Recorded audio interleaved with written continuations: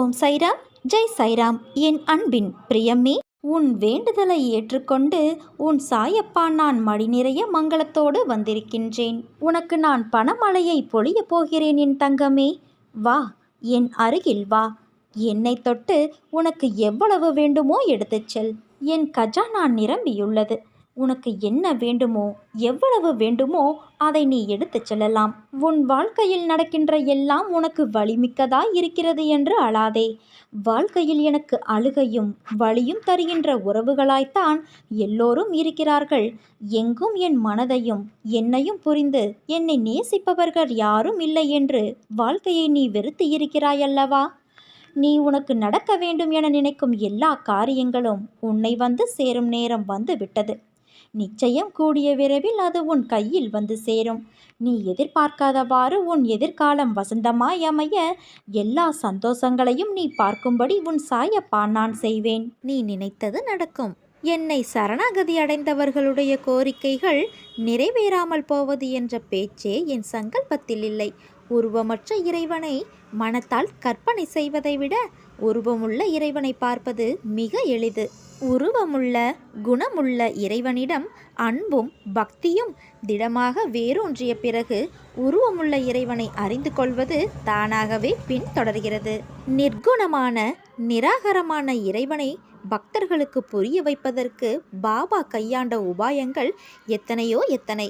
அவரவர்களுடைய ஆன்மீக தகுதிக்கும் திறமைக்கும் ஏற்ப பக்தர்களை தனித்தனியாக நிர்வகித்தார்.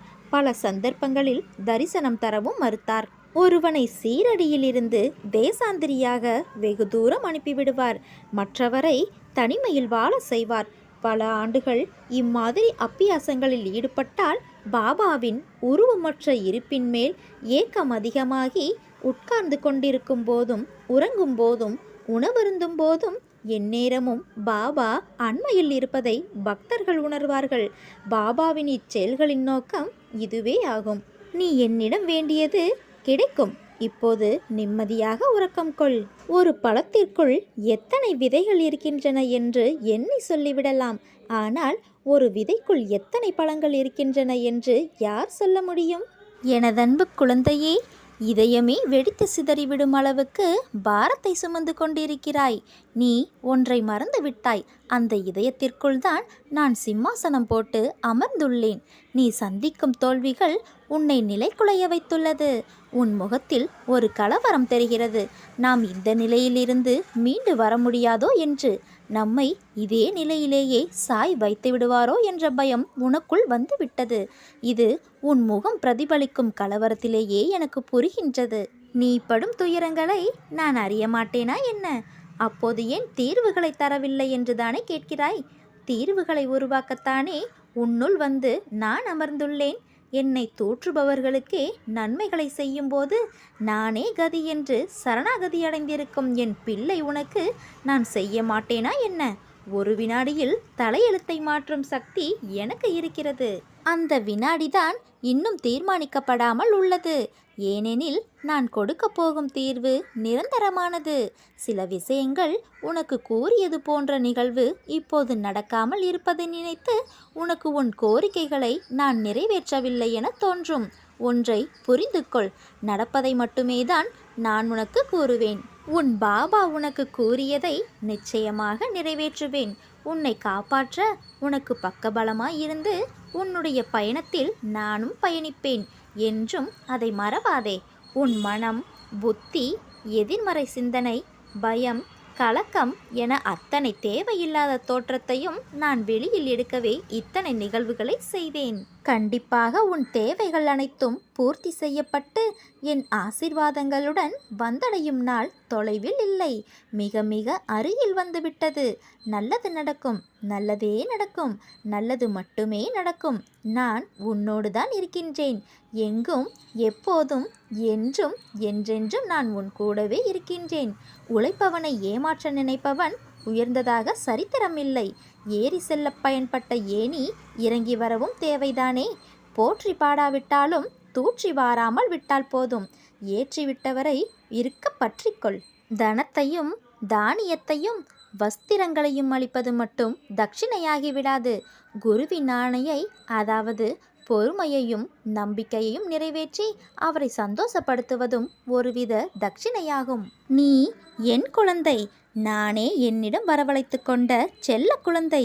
உன்னை எப்படி கைவிடுவேன்? தைரியமாக இரு. உற்சாகமுடன் மீண்டும் என் ஆரத்தியை தொடங்கு. எதையும் இழந்து விடவில்லை நீ. எல்லாம் பொக்கிஷமாக என் கஜானாவில் பாதுகாப்பாக உள்ளது.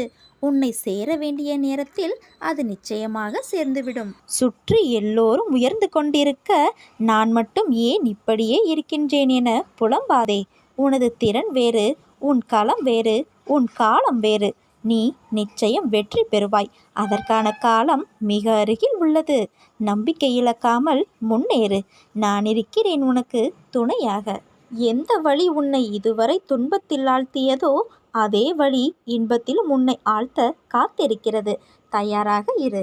நல்ல வாழ்க்கை வாழ நினைப்பவர்கள் காயப்படுவார்கள். ஆனால் அவர்கள்தான் வாழ்க்கையில் என்றும் ஜெயிப்பார்கள். நீ வாழ்க்கையை ஜெயிப்பதற்காக பிறந்த என் உயிர். நீ ஜெயமாக வசந்தமாக வாழ்வாய்.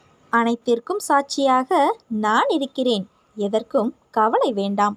உன்னை எந்த உறவு அவமானம் என்றும் வேண்டாம் என்றும் கூறியதோ அவர்கள் முன் நீ நன்றாக வாழப்போகிறாய். அவர்கள் வியக்கும் வண்ணம் நீ உயரப்போகிறாய். அவர்களே வந்து உன்னை சேர்வார்கள். நம்பிக்கையுடன் இரு. உன்னுடன் நான் இருக்கிறேன்.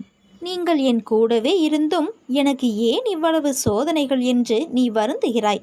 என் குழந்தையே, உன்னுடைய இந்த சோதனைகள் ஒரு நல்ல வாழ்க்கைக்கு உன்னை அழைத்து செல்லும். நீ உன் வாழ்க்கையை எப்படி வாழ வேண்டும் என்பதை கற்றுத்தரும். அனைத்தும் விரைவில் சரியாகும். காத்திருக்க கற்றுக்கொள். எல்லாவற்றிற்கும் உரிய ஒரு நேரம் இருக்கிறது. அவசரப்படுவதால் நிம்மதி தொலையுமே தவிர நன்மை எதுவும் கிடைக்கப் போவதில்லை. என் குழந்தையே, உன் கவலை நீ உருவாக்கியது அல்ல, உருவாக்கப்பட்டது. அது உன்னை உருக்கிவிட்டது என்பதனை நான் அறிவேன். உன் கவலைகளை கனப்பொழுதில் களைய வருகிறேன். அமைதியாக இரு. உன் சாயப்பா நான் இருக்கிறேன்.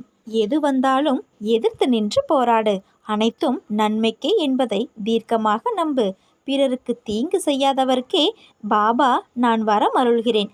உண்மையில் வறுமையில் தவிப்பவர்களுக்கே செல்வத்தையும் தருகிறேன். உன்னிடத்தில் நான் அனைத்தையும் எடுத்துக்கொள்வேன். பிறகு 100 மடங்காக அதை உனக்கு நான் திருப்பி தருவேன். பாபா என்று என்னை நம்பிக்கையுடன் அழைக்கும்போது நான் அவ்விடம் தோன்றுவேன். உன் மனக்குறைகளை தீர்க்க வந்தவன் நான். இறந்த காலத்தையே நினைத்து வேதனை கொள்வதை விட இனிவரும் காலங்களை நினைத்து நிம்மதி கொள். உன் சாயப்பா நான் இருக்கிறேன். உன் எதிர்காலத்தை நல்ல முறையில் உருவாக்கி தருவதற்கு. எல்லோரும் உன்னை விட்டு விலகும்போது நான் உங்கள் வாழ்க்கையில் நுழைவேன். நான் உங்களுடன் இருக்கிறேன். உங்கள் யாரும் இல்லாத போது உனக்கு துணையாய் எப்போதும் நான் இருப்பேன். எங்கே போனாலும் கூப்பிடு. உனக்காக ஓடோடி வருவேன். என் தங்கமே, நீ அழைத்தால் நான் உடனே வருவேன். எதற்கும் கலங்காதே. நீ நினைத்து பார்க்க முடியாத அதிசயம் இப்போது நடக்கப் போகிறது. என்னை நம்பு. பொறுமையாக இரு. உன் எல்லா பிரார்த்தனைகளுக்கும் நிச்சயமாக பதில் கிடைக்கும். நான் உன்னுடன் இருக்கும்போது வீணாக அழாதே. அழுதது போதும். எவரவர் தூற்றினாரோ அவர் உன்னை பார்த்து பொறாமை கொள்ளும் காலம் வரப்போகிறது. நல்லதை மட்டும் நினை. நல்லதை மட்டுமே பேசு. முடிந்தவரை உதவி செய். கவலைப்படாதே. அப்பா நான் இருக்கிறேன். சில காலமாக நீ நீயாக இல்லை. மனதில் கவலைகள் உன்னை பாடாய்படுத்துகிறது. நீ என்னிடம் வைத்த கோரிக்கைகளை நிச்சயமாக முடித்து கொடுப்பேன். வருத்தத்துடன் இருக்காதே. அதை என்னால் பார்க்க முடியவில்லை. நீ என்னிடம் கேட்டதை விட சிறப்பான வாழ்க்கையை நான் உனக்கு அமைத்து தருகிறேன். நீ எதை பற்றியும் கவலை கொள்ளாதே. உன் கண்களிலிருந்து வடியும் ஒவ்வொரு துளி நீரின் வழி எனக்கு தெரியும். கவலைப்படாதே. இனி உன் கவலைகள் மறைந்து மகிழ்ச்சி உண்டாகும். சொந்தங்களினால் வரும் சோகங்களை விட சோகமான நேரத்தில் வரும் சொந்தமே உனக்கு நிரந்தரமாகும். அந்த நிரந்தரமான சொந்தம் நான் ஒருவனே. உன்னை காக்கும் கடவுளாக உன்னுடனே எப்போதும் இருப்பேன். நீ வாழ்க்கையின் உச்சத்தை தொட்ட பின்தான் கண் மூடுவாய். அவரது புனிதமான பாதங்களின் மீது பாரத்தை போட்டு நம்பிக்கையோடு அந்த நல்ல நாளுக்காக காத்திரு. அது விரைவில் மிகப்பெரிய ஆசீர்வாதத்துடன் உன்னிடம் வரும். ஒரு முறை நீ என்னிடம் வந்துவிட்டால் உன்னை நான் இறுக பற்றி கொள்வேன். நீயே விலகி சென்றாலும் நான் உன்னை விடமாட்டேன். நீ என்னை வெறுத்து சென்றாலும் உன்னை விட்டு விடாமல் உனக்கு முன்னும் பின்னும் நான் தான் சுற்றி இருப்பேன். ஆண்டவனின் அன்புக்காக மட்டுமே ஏங்கு. அதுவே நிரந்தரமானது. மனிதர்கள் காட்டும் அன்பு பெரும்பாலும் நம்ப முடியாதது. எப்பொழுது வேண்டுமானாலும் மாறலாம். கங்கை போன்ற நதிகளில் பல முறை நீராடினால்தான் பாவங்கள் விலகும். பல திவ்ய திருத்தலங்களுக்கு பல தடவைகள் சென்று வழிபட்டால் பாவங்கள் விலகும். ஆனால் முற்றிலும் பற்றற்ற பரமஞானிகளை தரிசித்த மாத்திரத்திலேயே பாவங்கள் விலகி விடுகின்றன. இவ்வாறு சாதுக்களின் மகத்துவத்தை பற்றி ஸ்ரீ கிருஷ்ணர் கூறுவதாக ஸ்ரீமத் பாகவதத்தில் காணப்படுகிறது. புண்ணிய பாவங்கள் என்பது ஒவ்வொருவரின் கர்ம வினைகளே. ஒருவனுடைய செயல் நல்லதோ தீயதோ, என்ன பலனை அல்லது தண்டனையை பெற்று தருகிறதோ அதை அவசியம் அனுபவித்தே ஆக வேண்டும் என்பது நியதி. அதை எதிர்கொள்ள எப்போதும் புண்ணிய கர்மாக்கள், நல்ல தொடர்புகள், புனித நூல் பாராயணங்கள் முதலியவற்றால் இயலும் என ஸ்ரீ நரசிம்ம சுவாமிஜி எழுதுகிறார். ஷீரடி மண்ணில் காலை வைத்த மாத்திரத்திலேயே ஒருவனுடைய கர்மவினை அகற்றப்பட்டு விடுகிறது என்பது பாபாவின் திருவாக்கு. சிலந்தி புண்ணால் அவஸ்தைப்பட்ட டாக்டர் சிதம்பரம் பிள்ளை, பயங்கர காச நோய்க்கு ஆட்பட்ட பீமாஜி போன்றவர்களுடைய பாவங்கள் பாபாவால் போக்கப்பட்டு விட்டதை காணலாம். எல்லா ஜீவன்களுக்கும் பகவத் சங்கல்பம் ஒன்று உள்ளது. தனது ஆன்மீக ஞானத்தை அடைய உண்மையிலேயே விரும்பும் எவரும் தனது கடமைகள் என்ன என யோசித்து அறிந்து அவ்வழி செல்ல வழிகாட்டுவதற்கு மகான்களையும் குருவையும் உதவி கோரி நாட வேண்டும். மகான்களிடம் சரணடைந்து தீய வாசனைகள் அழிக்கப்பட்டு நல்ல வாசனைகள் பெருக வழி செய்து கொள்ள வேண்டும். முடிவில் ஒருவனின் சொரூபத்தின் அங்கங்களான 2 வித வாசனைகளுமே குரு, தெய்வம் குறித்து செய்யப்படும் தியானத்தில் மூழ்கடிக்கப்பட வேண்டும். சாதகர்களுக்கு கர்மா பற்றி பாபா அளித்த போதனை இது. பாபா போன்ற ஒரு தெய்வீக புருஷரை தரிசித்த மாத்திரத்தில் கடலொத்த பாவங்கள் பொசுங்கிவிடுவதோடு மீண்டும் பாவ செயல்களில் ஈடுபடுவது தவிர்க்கப்படும். எனதன்பு குழந்தையே, வாழ்க்கையில் நிகழும் இன்பமோ துன்பமோ எல்லாம் எப்படி எடுத்துக்கொள்கின்றோம் என்பதை பொறுத்துதான் வாழ்க்கையின் நினைவுகள் அமையும். துன்பம் என்று சொல்லிக்கொண்டே இருந்தால் விலகிவிடுமா என்றால் இல்லை. அதனை அனுபவித்து அதை எதிர்நோக்கி கடந்து வந்துதான் ஆக வேண்டும். எல்லாம் நீ எடுக்கும் மனப்பக்குவத்தில் தான் அமைந்துள்ளது. உன் இன்பமும் துன்பமும் அடிபட்டால் வலிக்கும் என்று தெரியும். அடிபட்டவுடன் நீ அழுகிறாய். உன் மனதில் வலிக்கிறது என்ற உணர்வு தோன்றியவுடன் உன் கண் கலங்குமல்லவா? அதற்காக இனிமேல் எங்கேயும் செல்லக்கூடாது, நகரக்கூடாது, அப்போதுதானே அடிபடும் என்று யோசித்தால் வாழ முடியுமா? அதை போலவே தான் துன்பமும் காயப்படுத்தும் என்றும் தெரியும், அது வலிக்கும் என்றும் தெரியும். அதை தைரியத்துடன் ஒரு முறைக்கு 2 முறை நிமிர்ந்து பார். அது உன்னை என்ன செய்கிறது என்று. மனம் தளராதே. உன்னால் முடியும் என்றே நீ போராடிக்கொண்டே இருக்க வேண்டும். இங்கு எதுவும் நிரந்தரமல்ல. கஷ்டங்களோ சந்தோஷங்களோ எல்லாம் ஒரு நாள் வந்த வழி எதுவோ அதே வழியில் திரும்பத்தான் செய்யும். உன்னை எதிர்மறையாக்கும் எந்த ஒரு நிகழ்வுக்கும் நேர்மறையாய் மட்டுமே உன்னை நீ வெளிப்படுத்த வேண்டும். நான் உனக்கு துணையாக உன்னுள்ளேயே இருக்கின்றேன். அப்படி இருக்கையில் நீ படும் துயரங்களை நான் அறிய மாட்டேனா?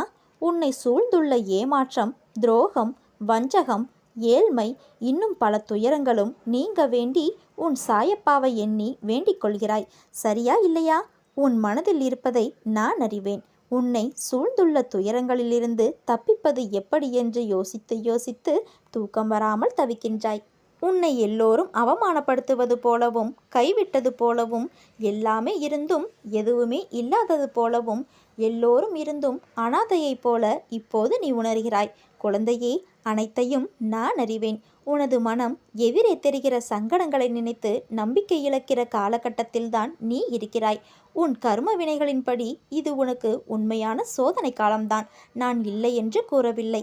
ஆனால் உன் கர்ம வினைகளை அழித்து அதை உனக்கு சாதனை காலமாக மாற்றத்தான் நான் இங்கு போராடி கொண்டிருக்கிறேன். இன்னும் சிறிது காலத்திற்கு சகித்துக்கொள். உன் நம்பிக்கை என்னும் சக்தியை ஒன்று திரட்டி உன் துயரங்களைக் கண்டு அஞ்சாமல் போராடு. இது திடமான சிந்தையை தக்க வைத்து கொள்ள வேண்டிய காலகட்டம். இறைநாமத்தை நீ உச்சரித்து கொண்டே இரு. அது உன்னுடைய கர்ம வினைகளின் பிடியை தளர்த்தும். எந்த நேரத்திலும் கஷ்டத்திலும் நீ நம்பிக்கையை இழக்காமல் இருப்பாயானால் உனது கர்ம வினைகளில் உள்ள தீய பலன்கள் பனி போல் உருகி கரைய வைத்து கொண்டு இருக்கும் என் லீலைகளை நீ கண்டிப்பாக உணர்வாய். உன்னை அரவணைக்க யாரும் இல்லை என்று வருந்தாதே. உயிருக்கு உயிராய் உன்னை நான் பாதுகாக்கிறேன். அதனால் நீ எதற்கும் பயப்படாதே. வாழ்க்கையில் நீ பயணிக்கும் வழியில் என் துணை நிச்சயம் இருக்கும். உன் வேண்டுதல்கள் எல்லாம் பலிக்கும். உனக்கு எல்லா சூழ்நிலைகளிலும் நான் துணை நிற்பேன். நீ எடுக்கும் எல்லா முயற்சிகளிலும் உனக்கு வெற்றி நிச்சயம். என் மீது நம்பிக்கை வைத்து செயல்படு.